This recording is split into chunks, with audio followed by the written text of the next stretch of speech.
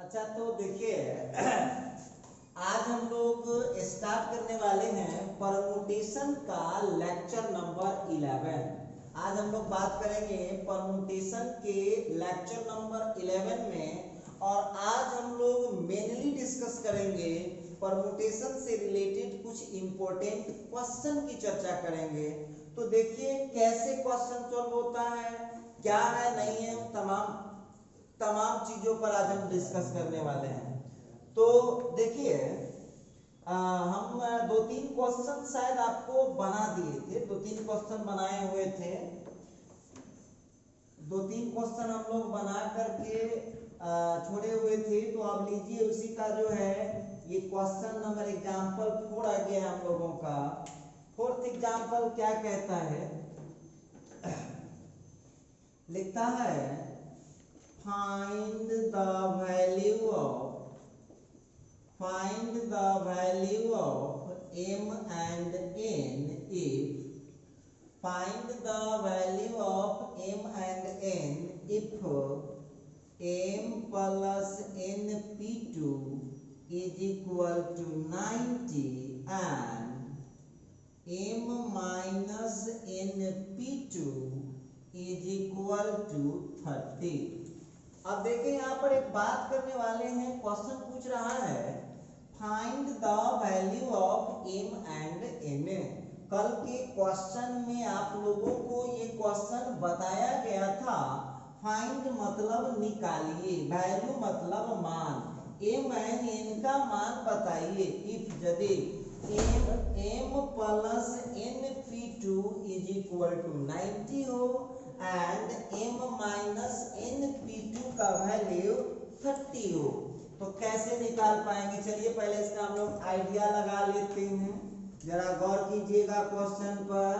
तो हम लोगों को जो यहाँ पर दे रखा है m plus np2 is equal to 90, जरा गौर कीजिएगा m प्लस np2 तक कल यदि क्लास में आप लोग थे, कल का वीडियो आपने देखा है लेक्चर नंबर 10, तो आप लोगों को बोले हुए थे कि नीचे जितना रहेगा, याद होगा आप लोगों को, नीचे जितना रहता है इधर वाले को उतना टाइम डिसेंडिंग ऑर्डर में लिखना पड़ता है। तो आप हमको बताइए 90 को आप नीचे क्या है जरा ध्यान दीजिएगा 2 है, तो हमको 2 टाइम लिखना पड़ेगा, अब वो भी लगातार लिखना पड़ेगा। तो 90 को हम लिख सकते हैं 10 इंटू 9, 90 को हम 10 इंटू 9 लिख सकते हैं। बहुत स्टूडेंट हमको कहेगा कि सर 90 को तो 1 इंटू 90 भी लिख सकते हैं, बिल्कुल सही बात है। 2 इंटू 45 भी लिख सकते हैं, बिल्कुल सही बात है। 3 इंटू 30 भी लिख सकते हैं, ये भी सही है। देखिए लिखने का इसको बहुत तरीका है, लेकिन अब बहुत स्टूडेंट कहेगा कि सर तो फिर आप वही क्यों लिख रहे हैं। तो आप जानते हैं ना कि परमुटेशन में लगातार लिखना पड़ेगा, तो लगातार यहाँ भी नहीं है, लगातार यहाँ भी नहीं है, लगातार यहाँ भी नहीं है, लगातार यहाँ भी नहीं है, लेकिन 10 इंटू 9 में दोनों लगातार है। तो आप दूसरा कोई नहीं ले सकते हैं, आपको लेना पड़ेगा, आपको लेना पड़ेगा 10 इंटू 9। अच्छा ठीक है, थोड़ा सा और आगे बढ़ाइए, m प्लस np2, 10 इंटू 9 को क्या लिख सकते हैं, 10 से 2 बार डिसेंडिंग ऑर्डर में गया है, तो लिख सकते हैं 10p2। अब इसको आप क्या कर सकते हैं, देख लीजिए ध्यान से, जब बेस सॉरी जब ऊपर वाला बराबर होता है तो नीचे नीचे बराबर हो जाता है, और जब नीचे नीचे बराबर होता है तो ऊपर ऊपर बराबर हो जाता है। इसका मतलब है कि m पर देखिए ध्यान से देख लीजिएगा आप लोग, नीचे नीचे बराबर है, यहाँ भी 2 यहाँ भी 2, तो ऊपर ऊपर इक्वल हो जाएगा, m प्लस n का वैल्यू 10 हो गया। ये रहा आपका इक्वेशन नंबर 1। चलिए थोड़ा सा और आगे बढ़ाते हैं मामला को। अच्छा अल्सो देखिए एक चीज और दे रखा है, ध्यान से देखिएगा, m minus np2 is equal to 30, जरा गौर कीजिएगा, m minus np2 to same है। अब दिमाग लगाइए, 30 को 2 के लगातार गुना में लिखना है, तो कल भी हम इस पर चर्चा कर चुके हैं। 30 को क्या लिख सकते हैं, 6 × 5। अच्छा, तो m minus N P two, अब देख लीजिएगा 6 × 5 को क्या लिख पाइएगा आप लोग, 6p2। ठीक है, देखिए जो विद्यार्थी कानूनची स्टूडेंट होता है, कुछ विद्यार्थी ये होता है कानूनची, वो कौन सी कहेगा कि सर 30 को तो हम 1 × 30 भी लिख सकते हैं, तो 1 × 30 में लगातार नहीं ना हुआ। 30 को कोई बोलेगा कि सर 2 × 15 भी लिख सकते हैं, तो 2 × 15 लगातार नहीं ना हुआ। 30 को हम 3 × 10 भी लिख सकते हैं, तो 3 और 10 लगातार नहीं ना हुआ। इसीलिए आप दूसरा नहीं ले सकते हैं। फिर यहाँ देख लीजिए, नीचे नीचे बराबर है, जब नीचे नीचे बराबर है तो ऊपर ऊपर बराबर होगा। देखिएगा, जब नीचे नीचे बराबर है तो ऊपर ऊपर बराबर होगा। तो यहाँ से हम लोगों को आ जाएगा, यहाँ से आ जाएगा m माइनस n = 6। अब देखिए, अब आप लोग 10th क्लास में पढ़े होंगे, जो इंग्लिश मीडियम पढ़ाई किए हैं उनको पता होगा एलिमिनेशन मेथड, और जो बिहार बोर्ड से पढ़ के आए हिंदी मीडियम पढ़े हैं उनको पता होगा विलोपन विधि या लुप्तीकरण विधि। उस मेथड से लगा लीजिएगा।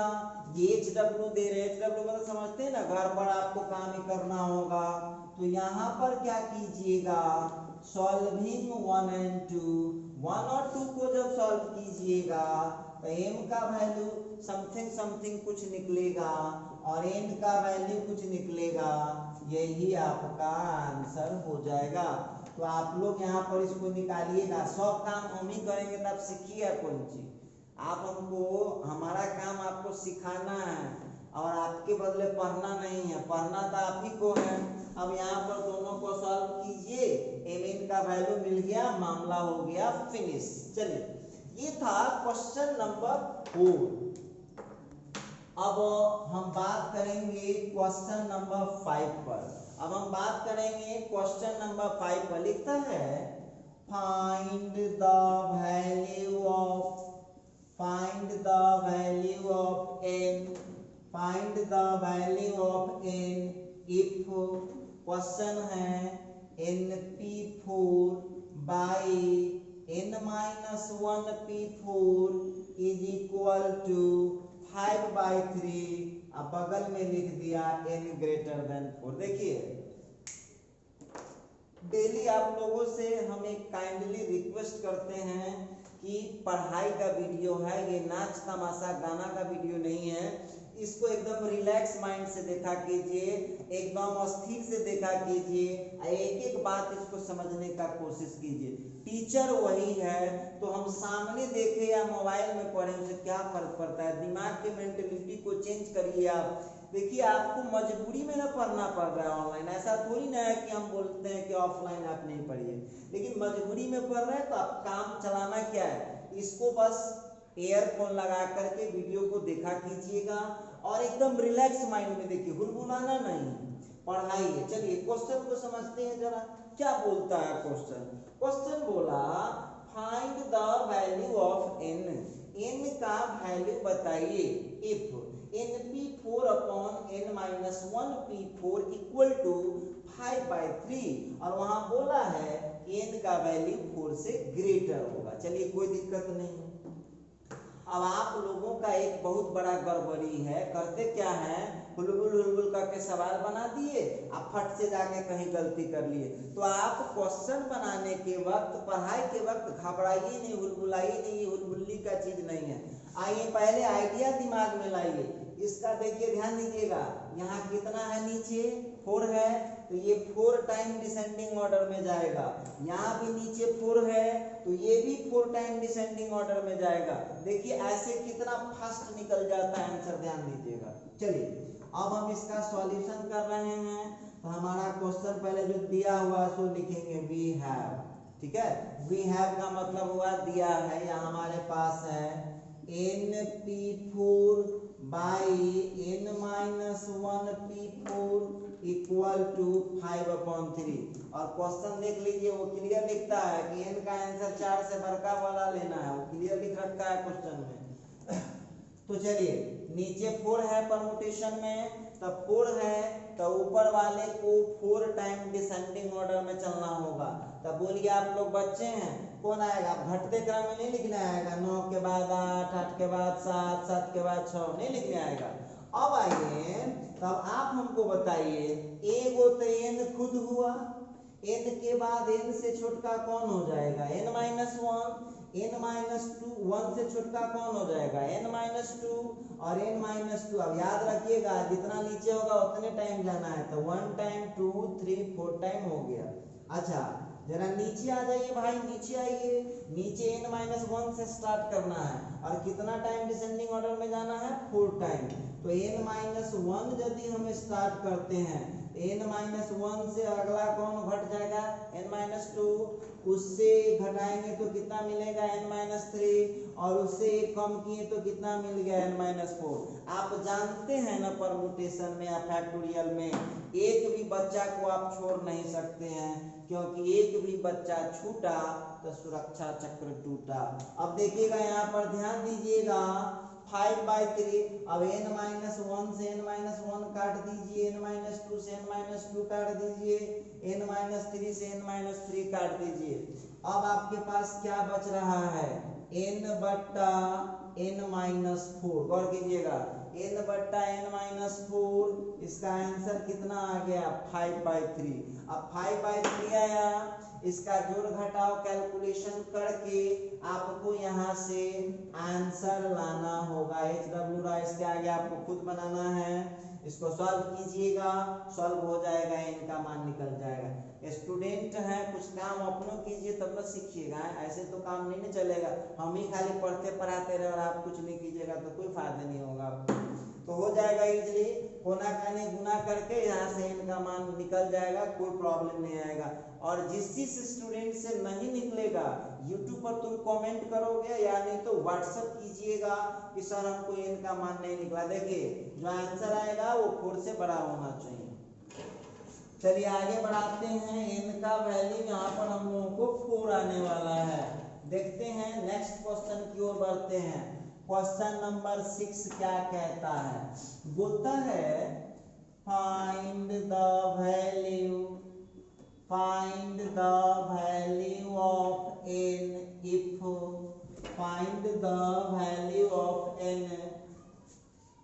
find the value of n if np4 ratio n+1p4 equal to 3:4।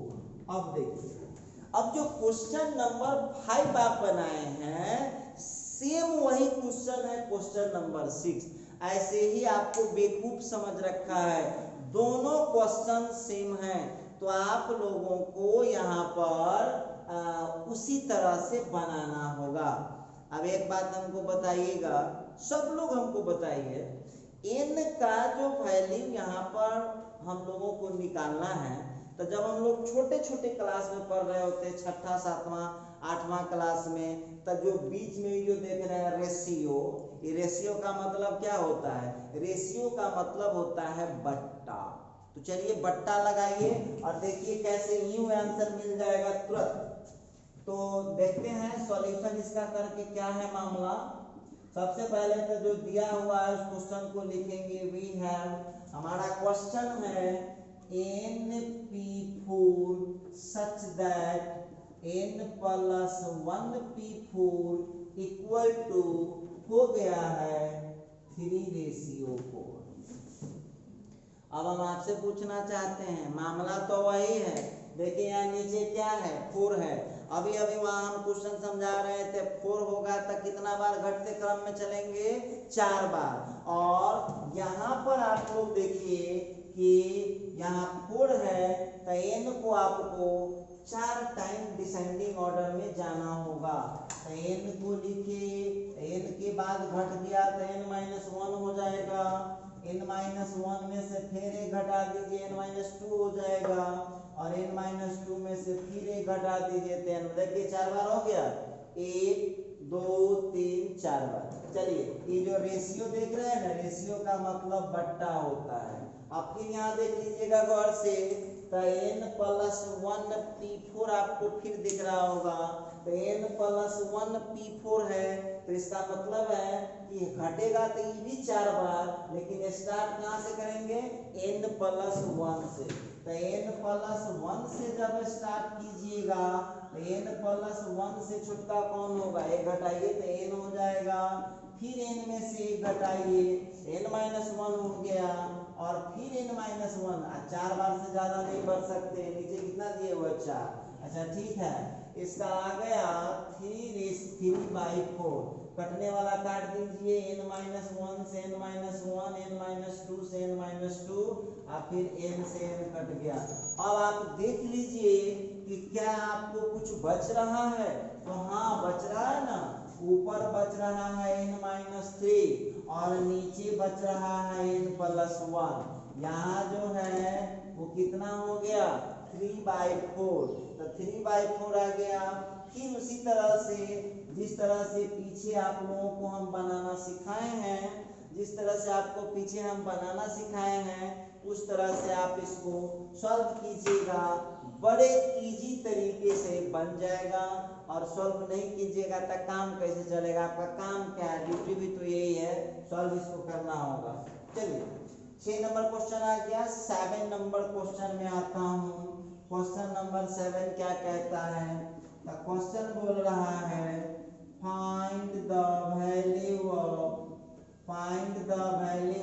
r if find the value of r if 10pr is equal to 2 into 9pr। देखिएगा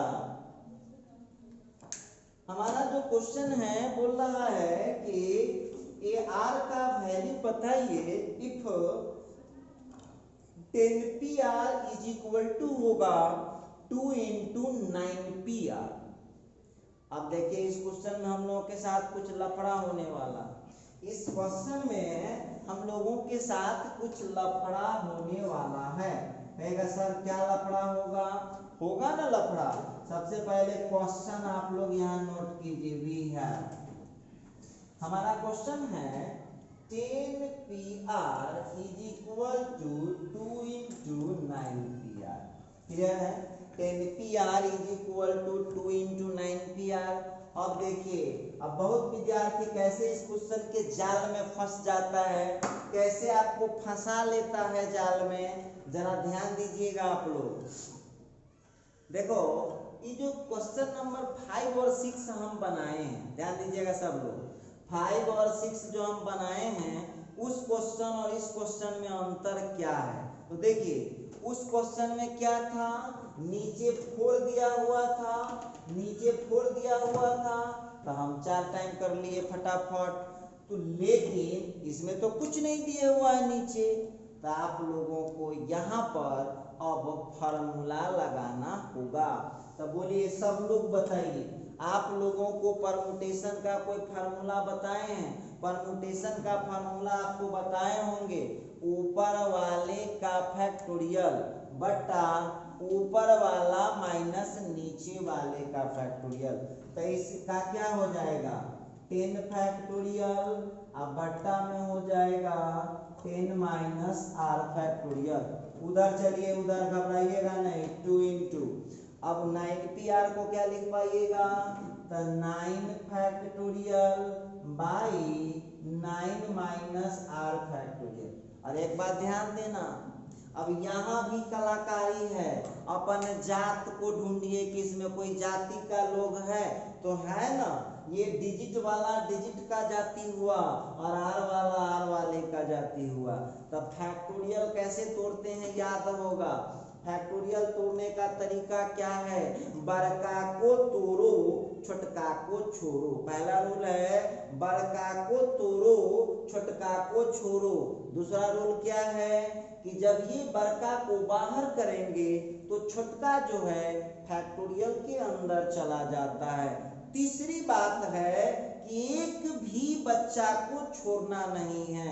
और चौथी बात है तब तक दौड़ते रहना है जब तक मंजिल मिल न जाए। देखिए फैक्टोरियल के सवाल 4 कहानी पर बनेगा। सबसे पहला बड़का को तोड़ो छुटका को छोड़ो।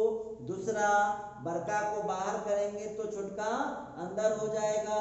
तीसरा कहानी है एक भी बच्चा छूटा सुरक्षा चक्र टूटा।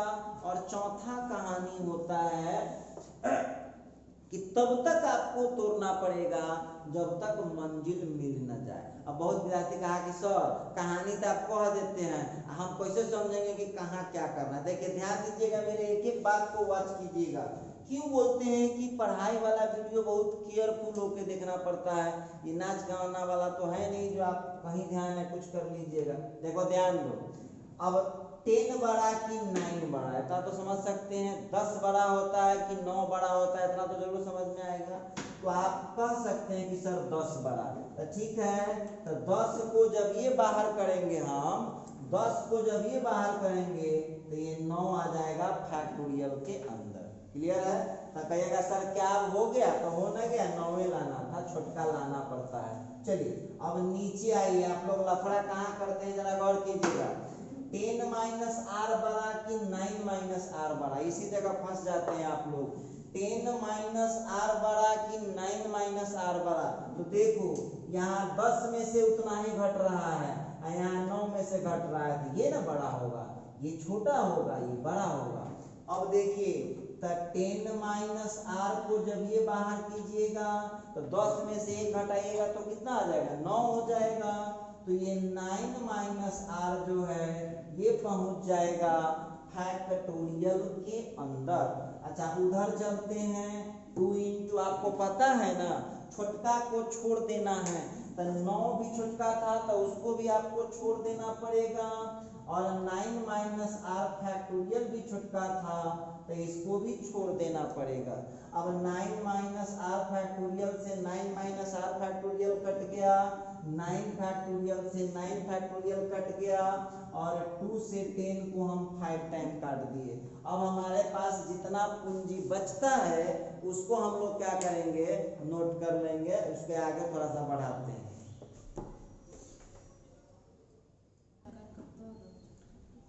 अच्छा तो चलिए अब हम लोग आते हैं क्वेश्चन नंबर 8 कर लिए थे, क्वेश्चन नंबर 9 की बात करता हूं। आइए क्वेश्चन नंबर 8 की बात करता हूं। क्या कहता है जरा ध्यान दीजिए। क्वेश्चन बोलता है find the value of n, find the value of n if. चलिए क्वेश्चन पर थोड़ा ध्यान दीजिएगा। बोलता है n का वैल्यू बताइए if np4 is equal to 12 into np2। Question आया है find the value of n का वैल्यू बताइए if np4 is equal to 12 into np2। अब इस क्वेश्चन को हम लोग, अब देखिए आप लोगों को बार बार एक चीज सिखाया जा रहा है कि क्वेश्चन में आप सतर्क रहिए, पूरा सतर्क रहिएगा। np4 is equal to 12 into np2। अब हम आपसे एक बात पूछना चाहते हैं, गौर कीजिएगा सभी लोग। अब नीचे यहाँ कितना है? 4 है, नीचे 4 है तो ये घटेगा कितना बार? 4 बार डिसेंडिंग ऑर्डर में। लेकिन यहाँ नीचे क्या है? 2 है तो ये घटेगा 2 बार डिसेंडिंग ऑर्डर में। जरा गौर कीजिएगा तो क्या कर सकते हैं? np4 को n को जब बाहर करेंगे तो n-1 अंदर आएगा, n-1 को बाहर करेंगे तो n-2 अंदर आएगा, n-2 को बाहर करेंगे तो n-3 अंदर आएगा। अच्छा देखिए ध्यान दीजिएगा, 4 बार हो गया। जरा गौर कीजिएगा, ये 4 बार हो चुका है। n-1, n-2, n-3। देखिए अब आपको बार बार एक ही बात नहीं बोलेंगे। यहाँ 4 है तो ये ऊपर वाले को कितना बार घटते क्रम में लिखना पड़ेगा? जितना नीचे रहेगा ऊपर वाले को उतना बार लगातार घटते क्रम में लिखना पड़ता है। अच्छा, ये 12 बाहर है, जबरदस्ती उसको फेंट मत दीजिएगा। अब यहाँ NP2 पर दिमाग लगाइए, नीचे क्या है 2 है, ऊपर क्या है n है, तो n को ऊपर वाले को कितना बार इस बार डिसेंडिंग ऑर्डर में लिखना पड़ेगा 2 बार, तो हो जाएगा n इंटू n माइनस 1। अब हम आपसे पूछना चाहते हैं, एक बात हमको बताइएगा, तो यहाँ n से n को आप काट सकते हैं, n माइनस 1 से n माइनस 1 को काट सकते हैं। अब हम लोगों को आ गया है n minus 2 into n minus 3 is equal to 12। ये एक क्वाड्रेटिक इक्वेशन आ रहा है, तो चलिए तोड़िए, घबराइएगा नहीं। कैसे इसको तोड़ पाएंगे, थोड़ा सा हम लोगों को ध्यान देना पड़ेगा। तो यहाँ जो हम लोगों को आ रहा है, गौर कीजिएगा, n square minus 3n minus 2n plus 6 minus 12 equal to 0। कुछ ना किए हैं, बच्चे हैं आप लोग, सीनियर क्लास में पढ़ रहे हैं। इसको मल्टीप्लाई कीजिए, 12 को इधर खींचिए, n स्क्वायर माइनस 5n आप प्लस 6 माइनस 12 का माइनस 6 हो गया। कुछ मत कीजिए। अब यहाँ पर इसको फर्स्ट इंटू लास्ट में जैसे तोड़ते हैं तोड़िए, तो हो जाएगा n square minus 6n plus, ये सब हम थोड़ी समझाएंगे, सब आप लोगों को आता है। ये किसको समझाना पड़ता है, 10th वाले स्टूडेंट को, 9th वाले स्टूडेंट को, आप लोग सीनियर स्टूडेंट हैं।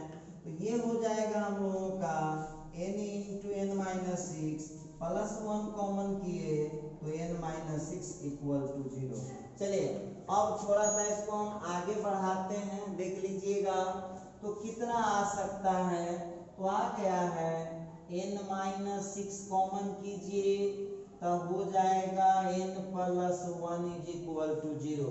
तो यहाँ से n माइनस 6 का वैल्यू 0 हो गया है और n प्लस 1 का वैल्यू 0 हो चुका है। तो यहाँ से n का वैल्यू 6 आ गया है और यहाँ से n का वैल्यू आ गया है माइनस 1। तो आप जानते हैं ना कि फैक्टोरियल के पढ़ाई में केवल नेचुरल नंबर चलता है और माइनस 1 एक नेचुरल नंबर नहीं है।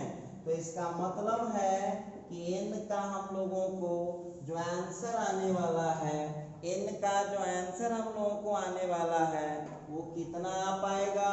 तो यहाँ पर हम लोगों को आंसर हो गया n का वैल्यू 6। चलिए, तो ये थे कुछ इम्पोर्टेंट क्वेश्चन जिसको हम आपके साथ डिस्कस कर रहे थे और हम उम्मीद करते हैं कि ये सब बनाने में अब आपको कोई दिक्कत भी होने वाला नहीं है।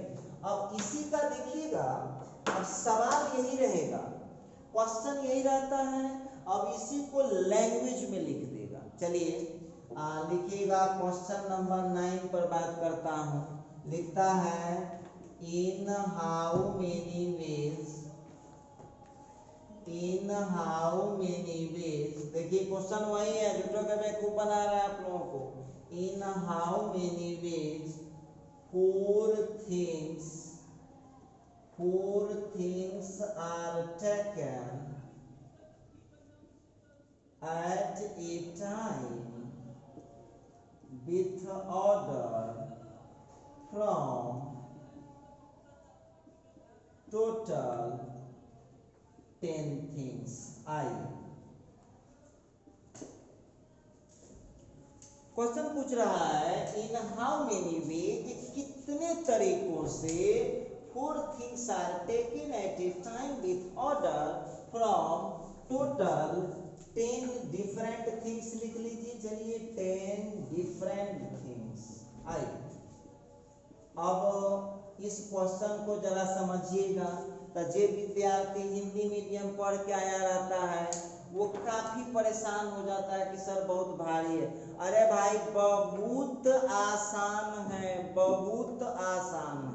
कहेगा सर कैसे, तो चलिए पहले क्वेश्चन को समझते हैं। बोलता है इन हाउ मेनी वेज, कितने तरीकों से 4 things are taken, 4 वस्तु लिया जाएगा एट ए टाइम, एक समय में, विथ ऑर्डर क्रम के साथ, with from total 10 different things. तो देखिए परमुटेशन से ही सवाल एक के लाइन में बन जाएगा, बस ध्यान दीजिएगा।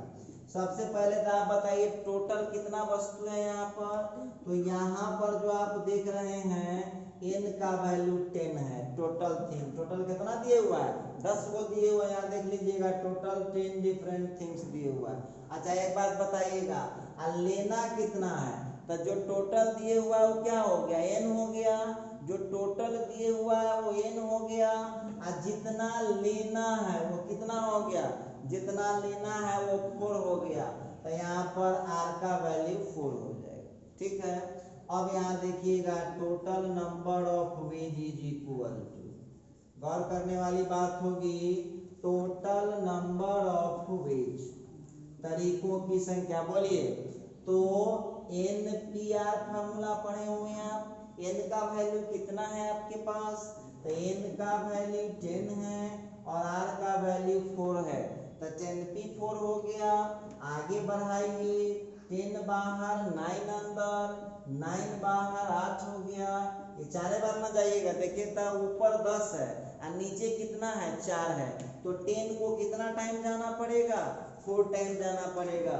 तो इसको आप लोग मल्टीप्लाई कर लीजिए, यही आपका आंसर हो जाएगा। चलिए एक और क्वेश्चन पर हम लोग डिस्कस कर लेते हैं। क्वेश्चन नंबर 10 की बात करता हूं, देखिएगा क्वेश्चन नंबर 10 क्या कह रहा है। देखिए क्वेश्चन नंबर 10 लिखिएगा आप लोग, लिखता है in how many ways, in how many ways 5 students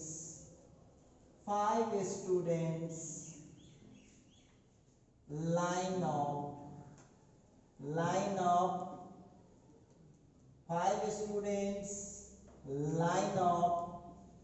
in a row।